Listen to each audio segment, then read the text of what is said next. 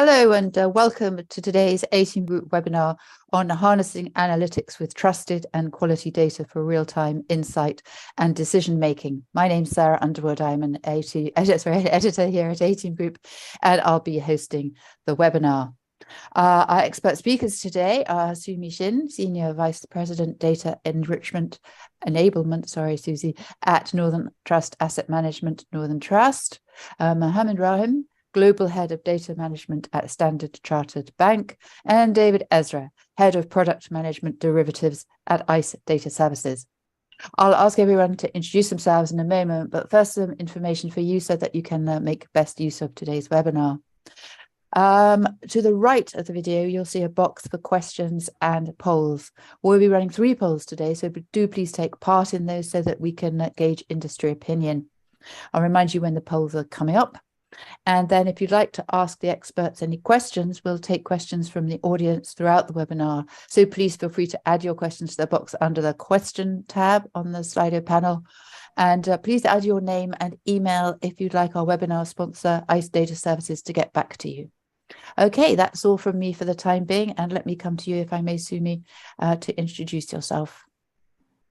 Hi, Su-Mi Shin with Northern Trust Asset Management. I'm leading the data quality effort, making sure that the data vault that we're building today provides quality information. Okay, that's great. David, let me come to you. Mohammed is having trouble with his tech. So would you like to introduce yourself, please? Hi, this is David Ezra. So I've been working at ICE for the past 10 years, looking after our derivatives data and risk analytics business. Okay, that's great. Mohammed, can you hear us yet? No. Okay, let's press on. So let's get started with an audience poll question, and it is: to what extent are analytics at your organization accurate and insightful?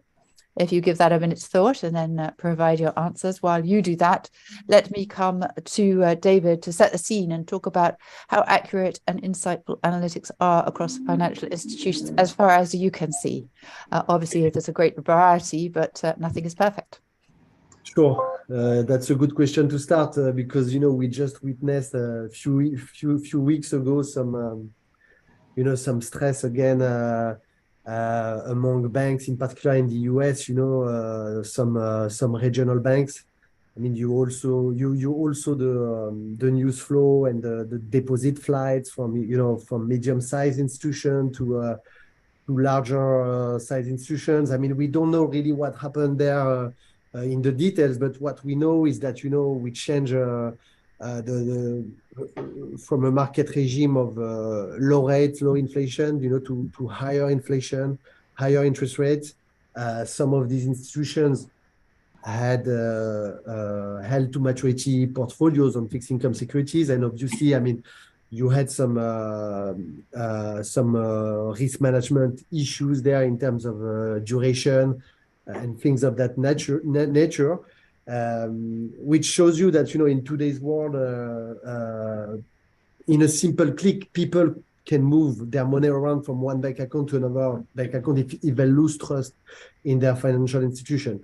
Which is, when you ask how accurate and insightful are analytics across financial institutions, you can clearly see that, some financial institutions need to upgrade their risk management platforms to have access to intraday real-time data, to data that's useful for decision making when the market regime is suddenly changing. And I think what happened recently is a very good illustration of that. Okay, fine. Mohammed, welcome. Do please introduce yourselves, and then if you'd like to provide an answer to that first question, how do you see analytics in the markets at the moment? What sort of state are they in? Yeah, thank you. Firstly, thanks for organizing. Apologies for the interruption I had with the technical issues. But yeah, my name is Mohammed Rahim. I've been with Standard Chartered Bank close to 17 years, always in data and more recently in the analytics and AI space. Answer to the first question. Just remind me again what exactly what the first we're setting question the scene to talk about how accurate and insightful analytics are across financial institutions. As David says, it's been a time of great change recently. Yeah, no, exactly. So the accuracy of analytics, I think is dependent on three things. The first thing is data. You're only as good as your data. The second one is the quality of the model and how you build the model. And the third thing is the accountability. So without accountability of someone owning that model, you always run into issues in terms of how accurate that model is and who takes responsibility. So I would say those three things. Okay, thank you. If we may, can we see the poll results? And David, would you like to comment on what our audience is saying? Yeah, so feeling that's pretty good. Yeah, I think the answer is interesting. I mean, people are saying that the analytics at the firms are available to understand what's happening in sudden market changes and to act on these analytics. So that's a good sign. I think this is really interesting to see that answer. Excellent. And nobody's saying to a limited extent. Perhaps they are, but they're just not saying so. Okay, fine. And staying with you, David, why do firms need to invest now to improve their analytics? Obviously, there's always a demand for more budget everywhere, but why in analytics? I think what we saw during the pandemic and the market volatility that we had during COVID. What firms realize is that there is a very, very strong need to monitor more what's happening intraday and even real time. And if you're in the business of trading derivatives with clients, for instance, and you need to margin those clients because they're selling options to you and you have credit risk there. You need to monitor how much collateral they have, so I think during COVID, some firms lost a lot of money because, some clients took risk beyond, the limits, and the market moved suddenly due to the big market moves we had then, which created collateral shortfalls. And that's really that's really how, you can lose a lot of money. Okay, so I think that's why firms need to upgrade their analytics to deal with markets that have become more volatile. And it's about trust as well, because you see how fast, like we saw a few weeks ago, how quickly things go. Like in a matter of days, people are in a simple click moving their money around because they're losing trust in your institution. So it's very important to understand what's happening on your client portfolios, to like in the credit risk space, to understand how much collateral you've got available. When you manage market risk, what is, why are you making money, because of exposure to this sector, or this kind of risk factor. When you enter a trade, what will be the impact of that trade on your portfolio? All these questions are very important. And, having access to data and analytics to perform these analyses on a pre-trade and post-trade basis, that's really key. So, when the market changes suddenly, when you have a sudden wave of volatility cross-asset, because, everything is cross-asset today. You see what happened during the Ukraine Russia war, and suddenly everyone was looking at commodities markets and energy markets. So looking at what's happening across all markets, having access to real-time data, historical data, and the right analytics to make your decisions, this requires some investment, and that's what will make you more competitive in your business. Okay, Mohammed, as a user, so to speak, as somebody who's actually doing the practice, what would you say? Is it necessary to invest now, particularly in analytics? And if you were to invest, where would the best place be to do that? It's a very good question. I think definitely now is the time to invest for many reasons. I'll give you 3 use cases where analytics can be powerful. So David spoke about risk. I'm going to talk about fraud, right? During the pandemic, if you look at the percentage of fraud cases, it went through the roof right now. If you don't use analytics to be able to predict future fraud, then you're going to be behind the game, right? So you're literally going to be playing catch up. And by applying analytics and techniques such as unsupervised learning, you can really detect patterns in where fraud can occur. So that's one example, right? Fraud, financial crime, really trying to stay ahead of the criminals. That's the first example. Second example, I would say, is productivity. So if you look at during the pandemic, some of the data reveals that people used to spend almost 10 to 12 hours a day at their desks, at their seats, without moving. Right now, what were they doing? They were either on the phone or but not responding to emails. Now, if you use analytics to look at productivity, you could say people were unproductive because they weren't replying to emails, right? So by using analytics, you can look at, again, patterns in behavior and how people are using their time to become more productive, better decision making. So human productivity. The third one is better revenue generation, I think, and better client service. Clients, customers, they're all expecting, everything at their fingertips right now. Yeah, and instant decision making. If you apply for a credit card, you want instant decision making. You can only do that when you've got better data, better insightful analytics, and you can offer better products. And especially on something, if you think about something topical such as ESG, where banks, financial institutions are trying to offer green products, without data and analytics, you can't achieve your ESG objectives. So I definitely think now is the time. And those are just a few use cases just to share. Okay, that's great. Okay, so the investment time is now. Let's look a little bit further into the future.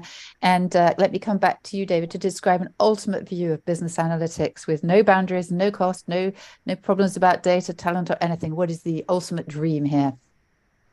Yeah, so in my space, and that's really about my space is really about market risk and credit risk, as discussed earlier.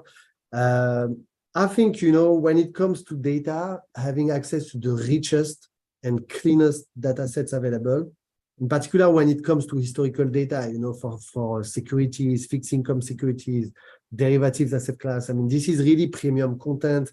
And in some areas, the data is difficult to access. So, building data sets and cleaning data sets across the board, that's really a task that we did at ICE, and that's really a good content when when you want to backtest strategies or when you want to calculate risk analytics such as value at risk or potential future exposure on a portfolio. So having access to all the content you need, that's one side on the data side. Then to be able to produce real-time insight, you need powerful analytics and powerful computation. So that requires, the capacity to compute fast using the most recent technologies. Whether you use AI or not, be able to access the information that you need in particular on a pre-trade basis. You can't, when you trade, you can't wait a few minutes. I mean, you need the answer now. So that's really another important criteria. And yeah, when it comes to the recent development about AI, so in my business, we when we receive client portfolios, sometimes these portfolios consist of hundreds and thousands of securities and structured products. So using all the recent technologies that are available to scale your business and with the same pool of resources, headcount, and be able to do more business using these technologies. That's really where on my side I would like to push and invest, because I really believe that these technologies that become available now will allow us to do more with the same amount of resource, and that's the ideal scenario. Okay. To grow your business.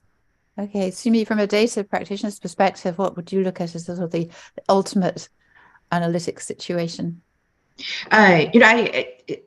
ultimate analytic situation applied to data quality, I would echo what David was just saying. That I think the technology is there, and I feel that we work with operations a lot that create the data, and when we find issues, it takes days to get that data remediated and flown through the pipelines to get the data represented for use, analytics or reporting.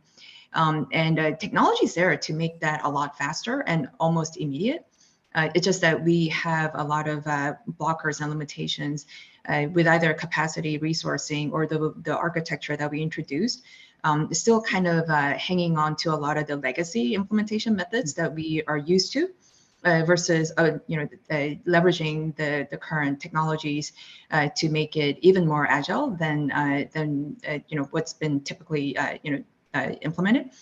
So if we had unlimited budget and unlimited resources, I think best effort from my side would be to reduce that cycle time in remediating data and making it represented in the presentation layer or publish layer in hours versus days or weeks. Excellent. Thank you. Mohammed, what would your dream analytics look like? It's a very good question. I think for me, I'm going to give you a different take on it. I think if you're going to do analytics, first start with what your problem statement is. So my dream world would be a bucket full of problem statements. So not doing analytics for the sake of analytics, because what I've seen is if you have all the money in the world, you have all the opportunities to make a big success or a big failure, right? Where I see an AI fail is where you've got all the money, all the resources, without any use cases or problems that you want to solve, whether it's customer revenue by 10%, whether it's cost reduction by 15%, whether it's productivity by X%, or whether it's improving the way we look at financial crime, market risk, fraud detection. So for me, my ultimate, the Nirvana scenario would be all the money plus all of the use cases where I have the opportunities to solve problems. That's how I would look at it. Okay, thank you all very much indeed. And let's go back and run another audience poll, if we may. This one asks about what are the challenges of providing trusted and quality data for analytics at your organization, because that is where we need to start. So while you select your answers to the question, and you can tick as many of the boxes as are appropriate to your organization, let me come to Sumi, and taking that step back, Sumi, what are the challenges of providing trusted and quality data for analytics? So this is where I'm not sure if it's termed that way in the industry, but we have agile requirements on top of agile development. We support product and investment strategies, very dynamic development environment, especially on the business side. The business processes and operations change to support that. For the data to then ultimately support the business needs, the requirements associated with the data then also is very dynamic. So we could develop rules or controls and making sure there's quality on the data today. Tomorrow it might change. There might be a slight tweak and in the way the data is presented to us ultimately and sourced into a vault or warehousing environment for reporting. Keeping up with that change is extremely challenging. And so we've gone to a point of agile requirements to agile development, and to make sure that whatever is upstream in terms of change and whatnot is reflected within the control environment, so that whatever exceptions that we present in the data then is accurate as well for reporting and analytics. It's quite a dynamic environment versus the batch oriented or that we're used to in the warehousing and vault development. Okay. But yeah. That's great. Thank you very much indeed. And Mohammed, where do you see the data challenges as you work on towards analytics? I think there's two parts of this. There's the actual data, the quality of the data, and I think the other one, what I think is the big one, is the architecture of that data. So I'll give you an example why. Now, many organizations have moved to creating data lakes, warehousing, moving away from warehousing, building pipelines. And what happens is, as you architect your data, you find that the data from the source up until the data gets used for analytics could have jumped through maybe 5 to 10 hops. Now, if you imagine that 5 to 10 hops that data is jumping through, the data could have been correct at the source by the time it got to your analytics pipeline. It could be completely different. It could be misunderstood. So I would say the two-part answer is first, making sure the data is correct at the source. And second one, fix your architecture pipelines. Reduce the number of hops that data needs to jump through, right?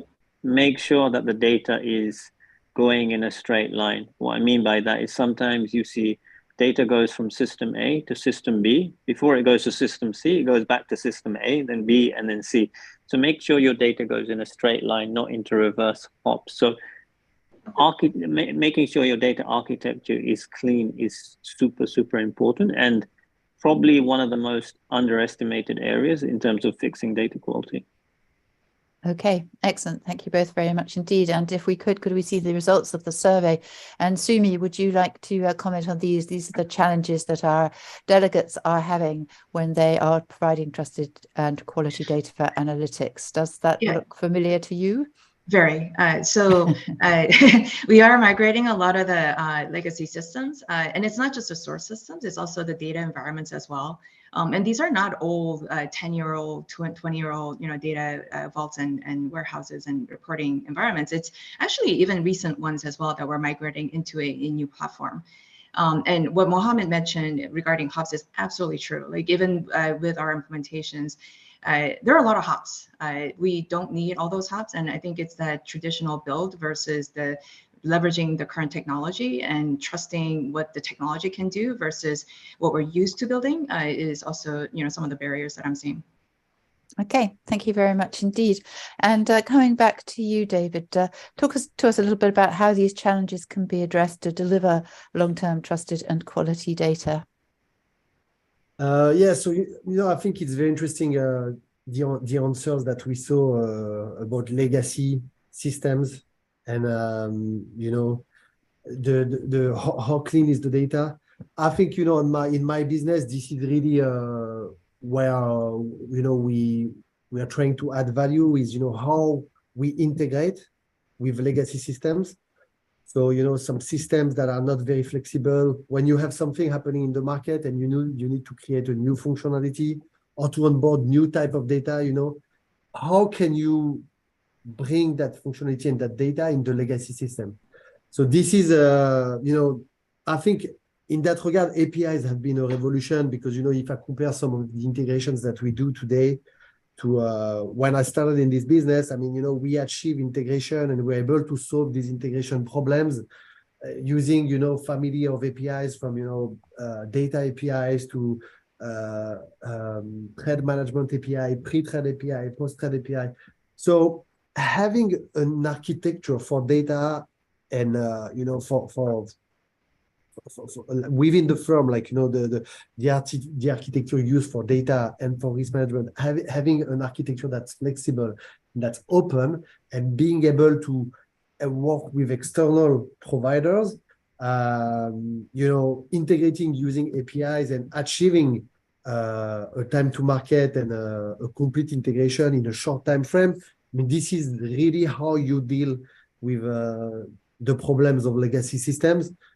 Because everything is moving very fast now, and if you have a system that's working with a time step from yesterday or 2 days ago, and you're trying to work with this in the context of the market risk or the credit risk that we have today, I mean, it's not going to work, right? Like you need to be able to bring the content you need into that system to access the information you need. So having an open architecture and be able to integrate with legacy system, that's one very important thing. And then when it comes to the data, working with clean data sets, whatever you do, like AI, backtest, forward-looking analysis on your strategies, like whatever you do, working with clean data sets and is a prerequisite. So, having the teams in-house and the technology in-house, and those technologies exist. Like you can really purchase clean data. You can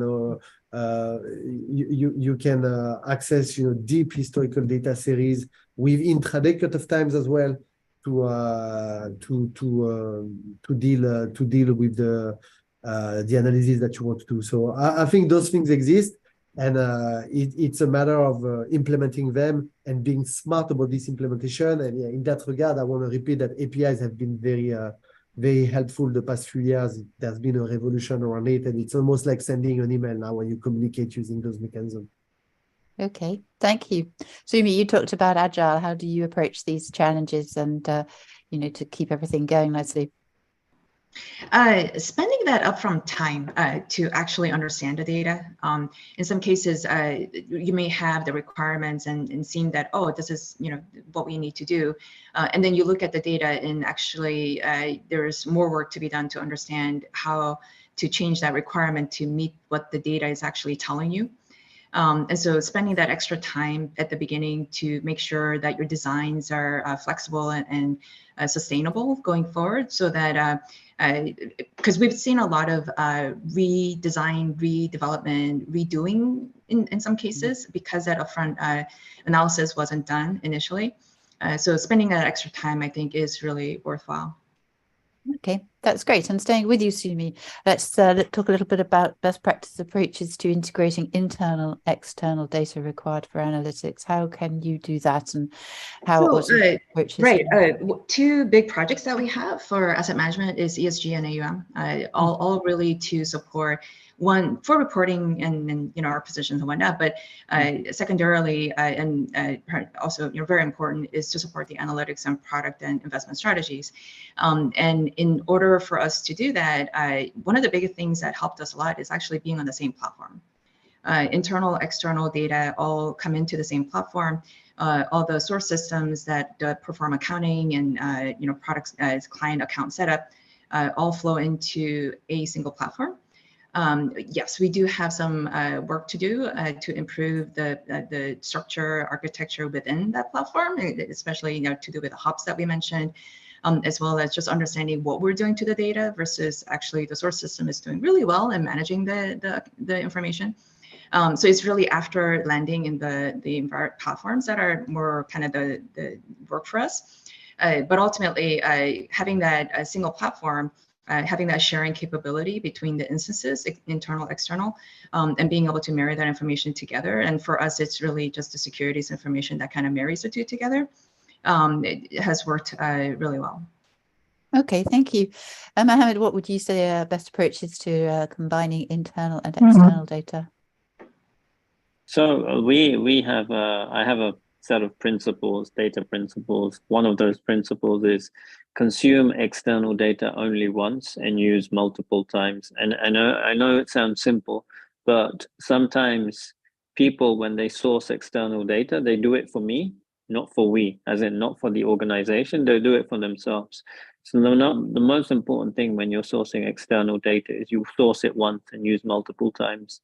So the way we're looking to achieve that is we built a external data platform. So we're starting with something like ESG in a similar vein, right? So we're starting with ESG and then looking to build that out. Now, how do you integrate external and internal and external data? The most important thing is a good data model, common taxonomies, right? You heard David talk about APIs. The only way you can have good APIs is by having good common taxonomies where the two data can talk to each other, whether it's internal and external. So that's how we're trying to marry the two, build an external data platform, start with one problem, ESG, and then create a common taxonomy so we can build APIs so that the different data sets can talk to each other.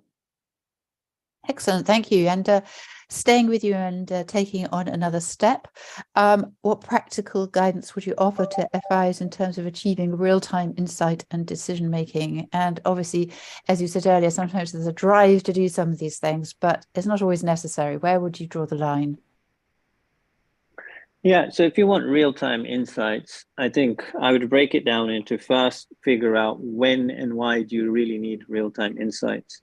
You know, do you really need real-time insights for something like, I don't know, financial crime detection? Now, during the Russia-Ukraine crisis war earlier, last year, we did need real-time insights.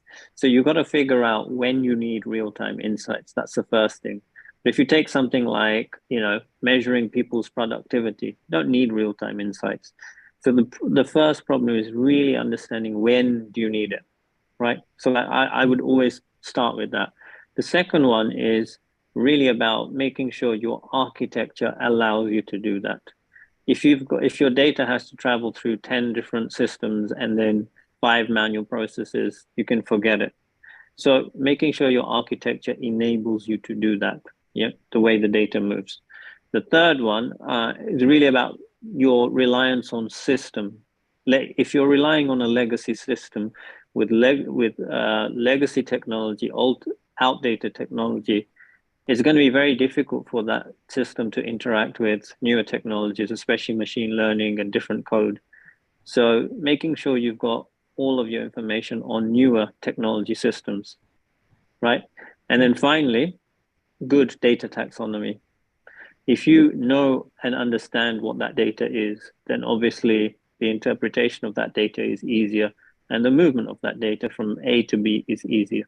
So those are the practical steps I would offer in trying to make your real-time insights more effective. Okay, thank you. David, what would you say there in terms of getting to real-time insights and decisions? So in the risk business, I mean, you have two ways to achieve it. Either you use your own analytics in-house, then you need to source real-time data that are the inputs into these analytics to provide real-time content on which you're going to decide. So this real-time data is available in the form of data feeds,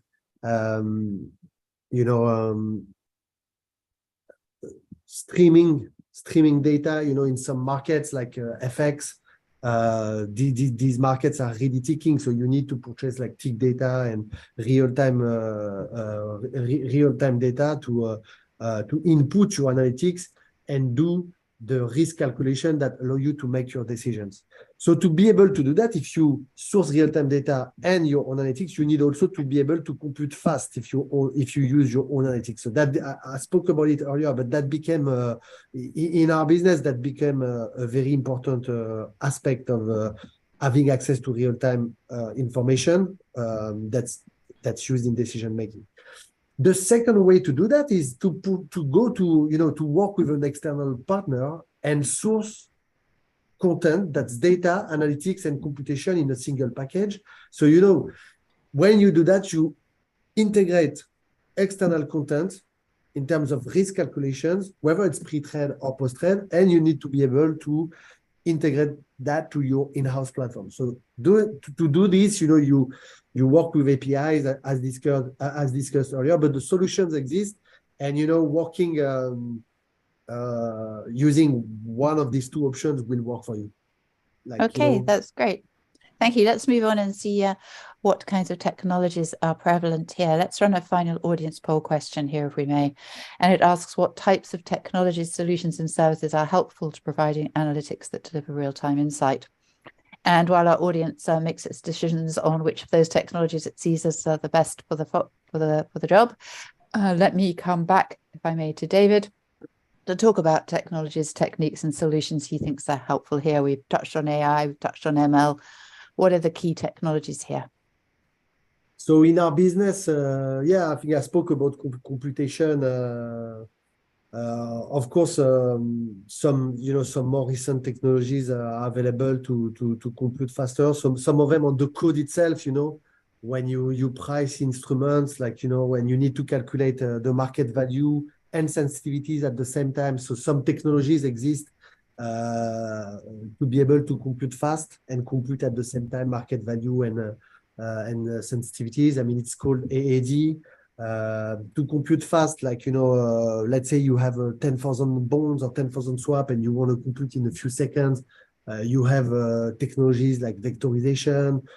You also have some technologies like GPU acceleration that we use for some more complex payoffs that require to simulate a lot of paths when you evaluate them and calculate their risk. So absolutely, yeah, some technologies and techniques and solutions are today available to solve these problems and to be able to compute fast. In the case you want to source real-time data and your analytics to have access to this content, you can implement these technologies in-house, and that will work. Or work with an external partner that is using these technologies.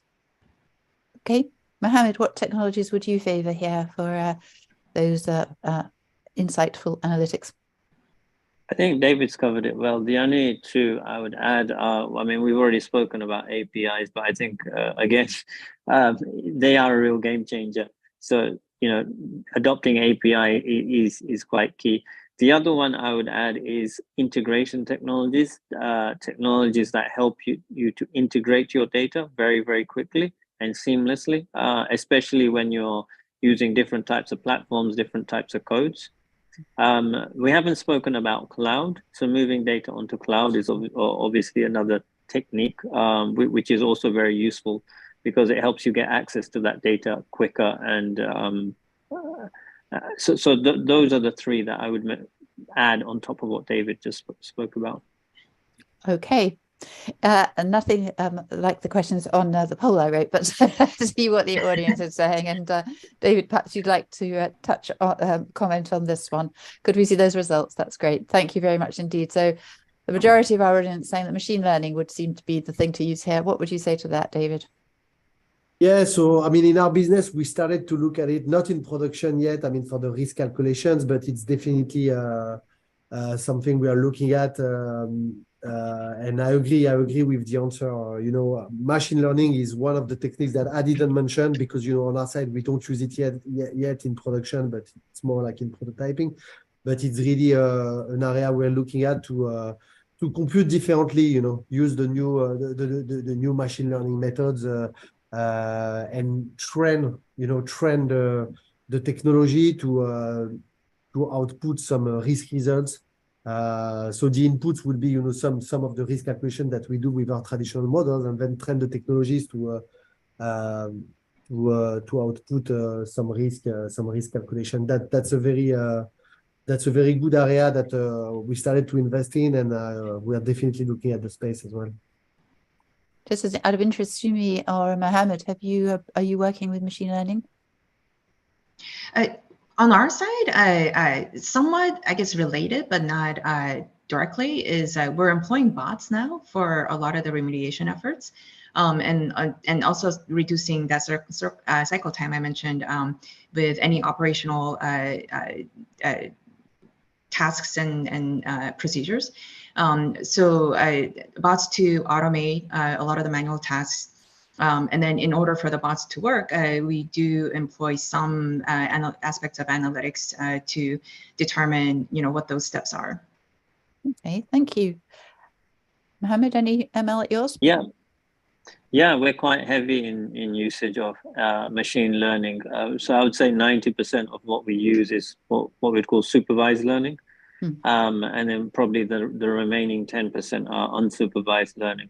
So unsupervised learning is used for things like fraud detection, or detecting, trade surveillance. So I'll give you an example. We know what a normal trade is or a normal payment is. So if I sent you £10, we know that's a normal payment. It's hard for humans to detect what a bad or rogue trade is, right? Or rogue activity, very difficult. So that's where techniques such as unsupervised learning work, because they help you understand patterns in data, and as they detect patterns, they segment them into different what they call pools, and then once they segment them, you can see, okay, this segment are the bad trades, these segments are the good trades, and it separates them, called clustering, right? Clusters them into different places. So unsupervised learning is really used for areas where we're very unsure what good looks like, right? whereas supervised learning is used in most cases in our organization. Okay, thank you all. And I think we have had time to take some questions. I mentioned it earlier, and I'm going to put this one back to you, Mohammed. And it says, it's not hugely to do with analytics really, but let's just see what people think. It says, what does the panel think of ChatGPT and other similar solutions as a means of answering questions in capital markets? I suppose it's some strange form of analytics. Yeah.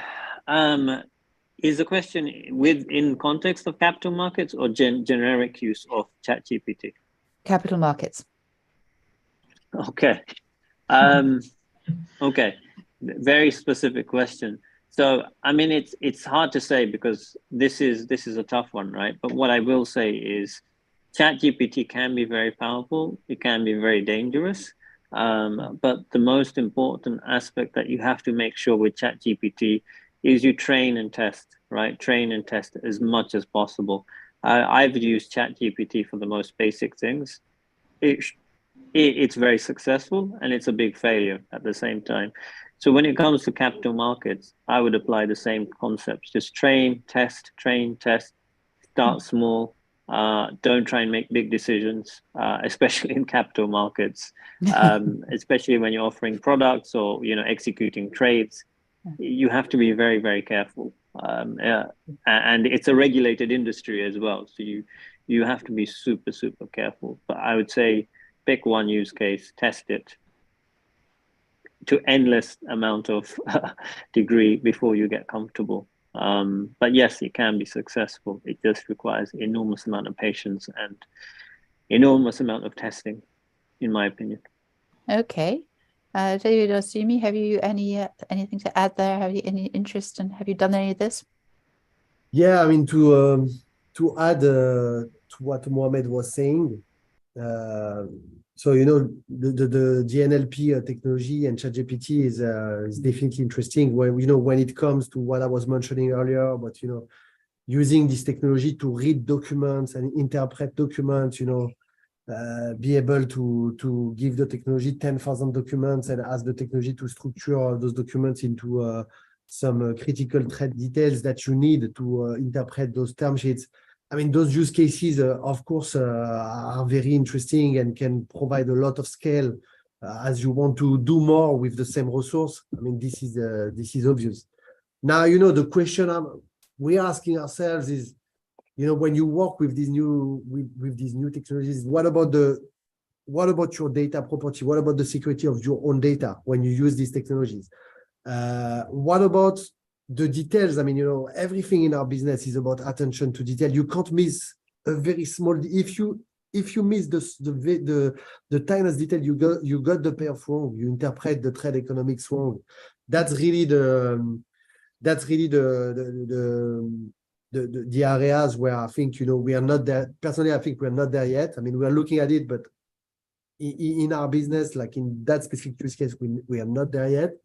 But I'm sure, that there will be, several iterations. We'll get there eventually, but with a lot of testing. I mean, I would echo that word because being in this business for the past 10 years, I mean, the amount of testing we do when we implement these technologies is immense, and for sure that still has a long way to go, and there will be a lot of testing required to make those technologies bulletproof, to be able to use them in production and scale your business with these technologies.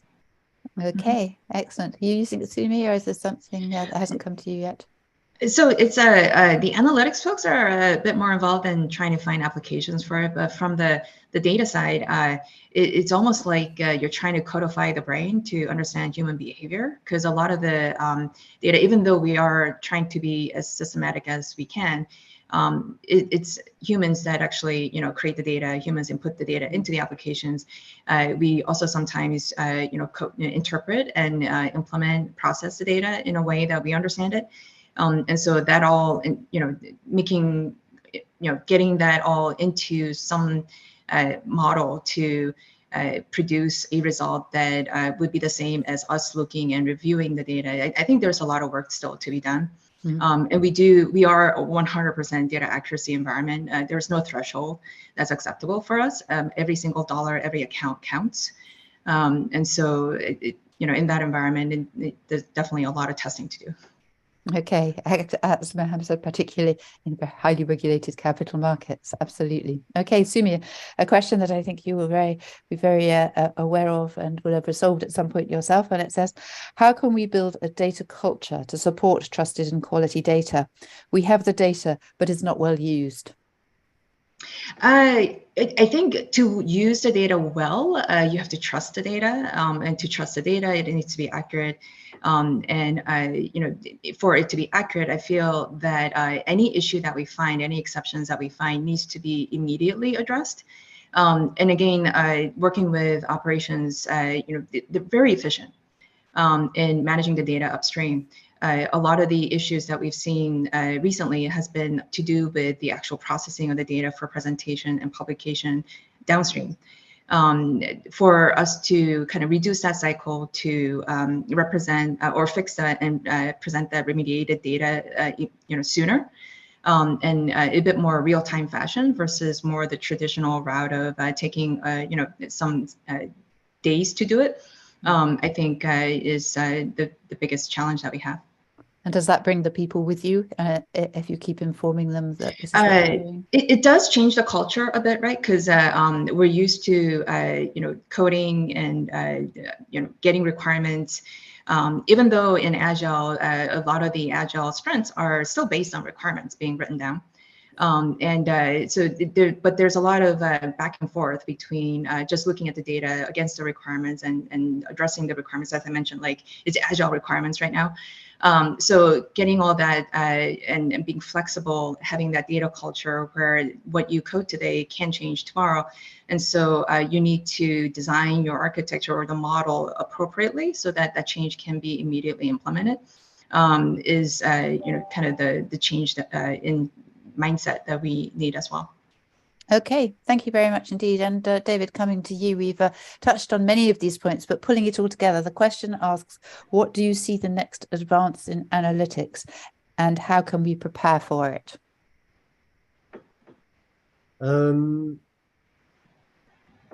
Yeah, I think coming back to AI, in the investment world, in the risk management world, I was reading yesterday an article showing that ChatGPT, the latest version, was tested on Fed statements, in the interest rate market, and the outcome was quite accurate, and so yeah, I think this is really the big change that we're gonna face, I think, in the coming months and years, is how AI is shaping the trading decision landscape, the investment landscape. I mean, together with ESG data, weather data, climate data, all types of data. But that's the big. It's really early days, and don't misinterpret me. Like, I don't believe that so many people. I mean, you have specialist hedge funds using that already, of course. But I think the coming months and years are going to see this expand to a broader population of investors. That's my expectation. Okay, and that's going to be a big change, and we're all positioning for it, of course, in terms of data, but also of risk analytics. Okay, Mohammed, what would you say there in terms of the next step in the generations of analytics? Yeah, I would echo what David said, and I would add a bit more, which is I think AI, ML, ChatGPT are going to become more widely used. It's still early stages, but as and when they get tested, they will be more widely used. You've also got different types of learning that banks don't use, but if you look at something like Google Maps, if you're driving your car and there's been a traffic accident, what does the Google Maps do? It offers you an alternative route, right? That's something called reinforcement learning. It's learning as you go. Now, that's a completely different technique of AI ML that no bank is using, right? Imagine using reinforcement learning in trading activity. It's pretty wild, but I mean, we can get there. We're still a long way of getting there. But I do think that some of these techniques could potentially be adopted, right? Reinforcement learning, even deep learning. deep learning mimics effectively neural networks inside your brain. Now imagine that. Imagine banks using that. So the techniques are going to get more complex. The use cases are going to get more advanced and more specific. The most important thing that we have to make sure is there is good, robust governance around the adoption of AI, ML, and all these different techniques. Because without it, it's going to be a horror show, honestly. We have to really have good traceability about what the model is doing, human interventions behind the model. You can't just allow models to make decisions on their own. I don't think we should. Until it's tested, we need human intervention. That's one. The second one is we need to make sure there's good quality of data in the model. We need to make sure there's accountability of the model, AI model. So there's an enormous amount of potential. There's also an enormous amount of risk in the future. And that's why I think one of the biggest things that organizations shouldn't underestimate is investing in AI governance, starting now. Okay, thank you. Let's leave it there as we have other questions of mine to go through. But thank you to our audience for your questions and to our speakers for your answers. And coming back to my questions and to you, Mohammed, please tell us how you see the business benefits of getting real-time analytics right and the penalties of getting it wrong. Okay. The benefits are, I guess, unmeasurable right now, but I would always say, and I keep saying this, is if you want to get your benefits right, make sure you know what you're solving for. Because again, there's this term in the industry called data driven. And there's also this term, commercializing your data and using data analytics and monetizing your data. I don't sign up to any of those terms, and I'll explain why. I don't believe in data driven because it assumes you're doing data for the sake of data, right? I don't believe in when people say commercializing or monetizing data, because it has connotations of you selling data, and selling data is illegal. So I think in order for you to get all of this right, real-time insights, make sure you've got very specific use cases you're trying to solve for. That's the first thing, right? So the benefits are there as long as you're clear what problem you're trying to solve. Now, the problems of getting this wrong, quite big. If you look at the EU Act that's just coming into effect now, non-compliance to that EU Act on AI models has 6% revenue impact, which is bigger than GDPR. That's 4%, right? The consequences of getting this wrong are enormous. Okay. I'll leave it there. Okay. David, how do you see the benefits and the penalties?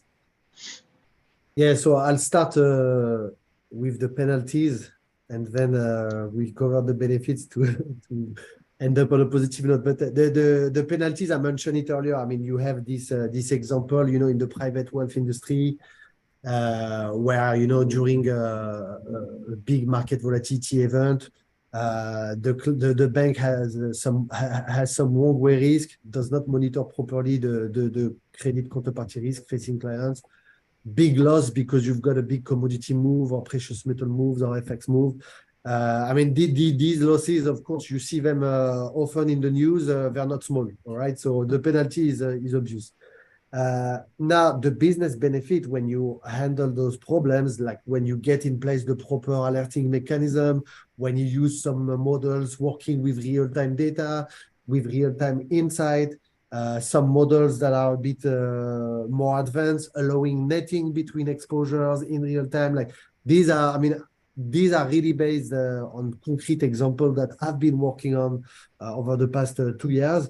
And when you do that, then you have massive benefits because you're more competitive. You can do more business with the same amount of capital, and you can really become a leader in your industry.